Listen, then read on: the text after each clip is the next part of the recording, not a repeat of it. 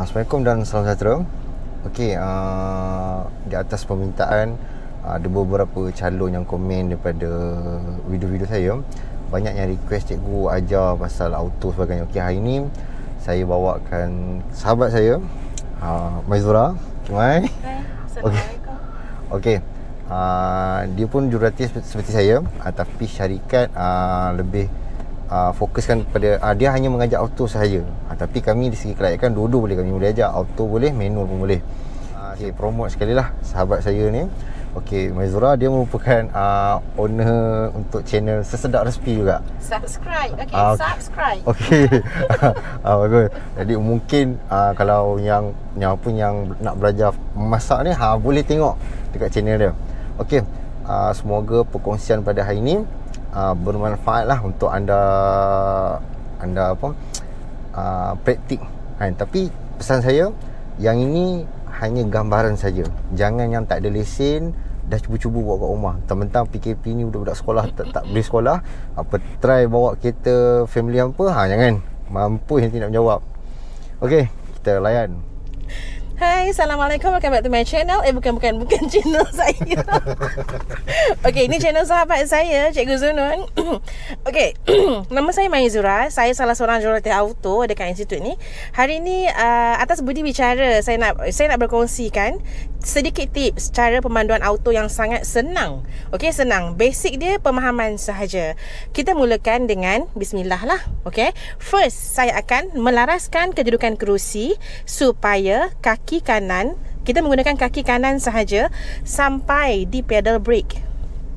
Okey, bila tekan pedal brake tu pastikan sampai rapat ke lantai. Yang pertama, yang kedua, kaki kanan kena selesa pada pedal pemecut atau pedal minyak. Okey.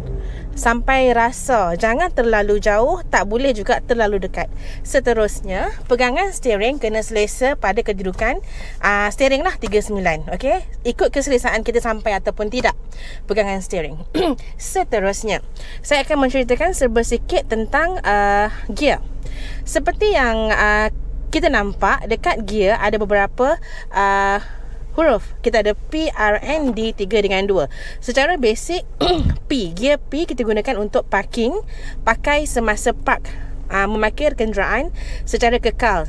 Nak ke tandas, nak ke shopping complex, anywhere lah. Seterusnya kita ada gear R, digunakan untuk reverse ataupun go stand ataupun undur. Dan D kita gunakan untuk drive, memandu. Next kita ada N. N ni normal ataupun neutral. Gear neutral adalah gear bebas, digunakan semasa berhenti sementara di traffic light ataupun semasa crowded, jalan jam, nak rehat kaki. Neutral kan gear.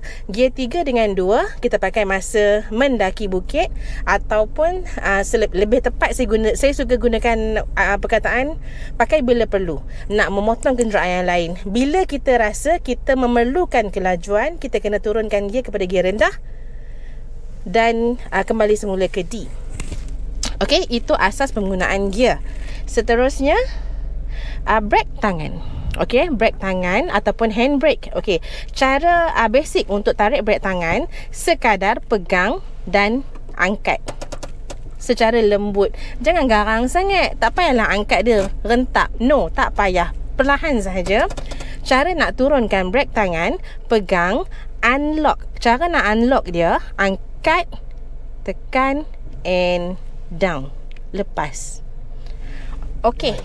Kalau calon-calon baru ni kadang-kadang dia tak ada experience, memang tak ada experience pun. Kalau gunakan kaki kiri dan kanan dalam memandu auto ni macam mana?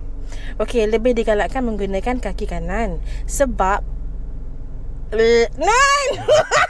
Okey, lebih digalakkan menggunakan kaki kanan lah. Sebab sekiranya calon menggunakan kaki kiri, basic asas kosong lah.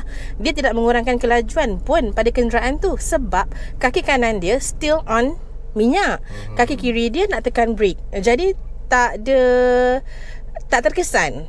So lebih baik dia angkat kaki daripada pedal minyak kepada brake dan tekan brake secara berperingkat, perlahan dan berhenti. Cerita basic asas cara masukkan gear untuk kereta DA ataupun auto. Cara untuk masuk ataupun menggerakkan gear, kaki kanan kena letak di pedal brake, tekan rapat ke lantai.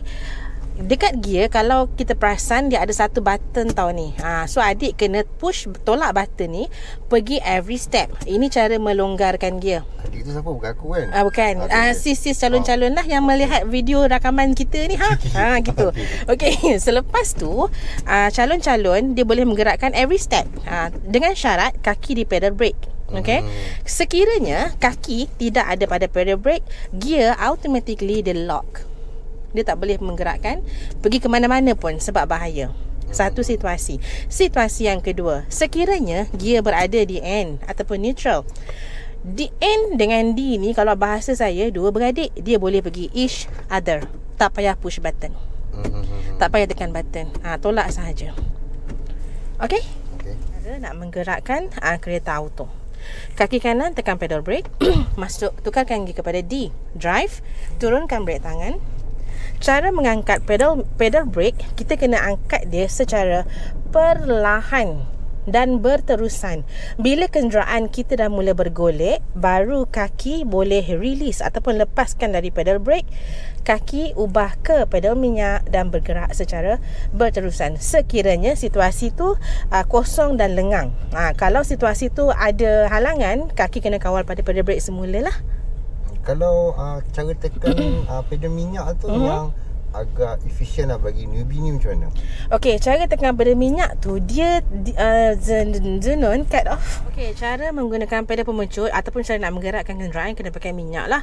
Bila nak cara tekanan minyak tu, kalau kata ini adalah pedal, ini kaki kita, tekan dia perlahan tapi berterusan. Jangan tekan terus ataupun tekan rapat macam tu. Salah, sebab kereta auto dan kereta manual tak sama. Kereta manual sekira dia ada pedal clutch. Kalau kata dia terlanggar tebing, kereta automatically akan mati. Sebab bila calon panik, dia akan melepaskan pedal clutch, enjin akan mati untuk kereta manual. Kereta auto sekiranya calon panik, dia tertekan minyak secara kuat, kemalangan akan berlaku. Dia akan panjat tebing dan sebagainya lah. Pastikan kenderaan kita melepasi border ataupun halangan yang ada di sisi kiri ataupun kanan sambil pusing steering dengan target jangan makan jalan orang. Okey, ini bahasa saya. Jangan makan jalan orang. Pastikan kereta lurus semula dan luruskan steering. Luruskan kereta dan luruskan steering adalah dua perkara berbeza ya. Tak sama. Kereta is kereta lah. Okey, bumper, body kereta depan. Steering adalah ini, pergerakan steering.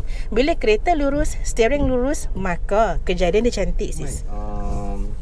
Dulu memang auto ni perempuan. Sekarang ni lelaki pun dah ada ambil.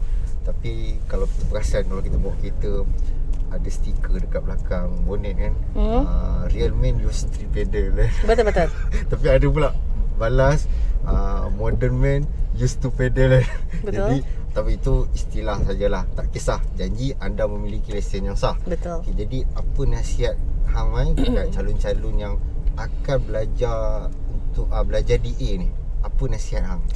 Okey, belajar auto ke, belajar manual ke, bagi saya jurulatih tak ada masalah. As long as dia ada lesen. Ada niat ambil lesen pun dah cukup baik dah. Cuma bila kata student datang ambil lesen, yang pertama-tamanya dia kena ada persediaan. Persediaan daripada segi teori lah, teori dan fizikal. Maksudnya bila datang kelas, jumpa jurulatih, persediaan tu dari Nunan. Okey, persediaan kalau untuk calon yang nak ambil lesen kereta ni, saya pukul sama kata lesen kereta ni, ataupun ambil apa saja, dia kena ada basic teori sekurang-kurangnya. Bukan bermakna tak ada lesen, tak boleh memandu, tak payah ada apa pun. Okey, pengalaman saya, bila student datang melangkah masuk pagar institut memandu, dia selalu expect, dia terus boleh drive. Tak ya sis, calon yang boleh drive ni datang daripada kekuatan dia sendiri, semangat dia sendiri. Kalau dia expect dia jumpa cikgu tu dan dia boleh terus memandu, dia tidak boleh lakukan itu. Maksud saya, calon tu dia kena usaha daripada segi dia kena cuba tengok banyak video. Kita dah ada YouTube, social media, banyak sangat maklumat dan knowledge tentang teori dan praktikal. Walaupun calon tak pernah memandu, bukan alasan dia tidak boleh study dengan video yang banyak di media sosial sekarang. Okey, semoga perkongsian pada Cikgu Mai Zura dapat difahami dengan baik, dan calon dapat belajar sedikit info lah sebelum masuk kelas. Okey, semoga perkongsian pada hari ini bermanfaat. Okey, kita jumpa lagi pada video yang akan datang.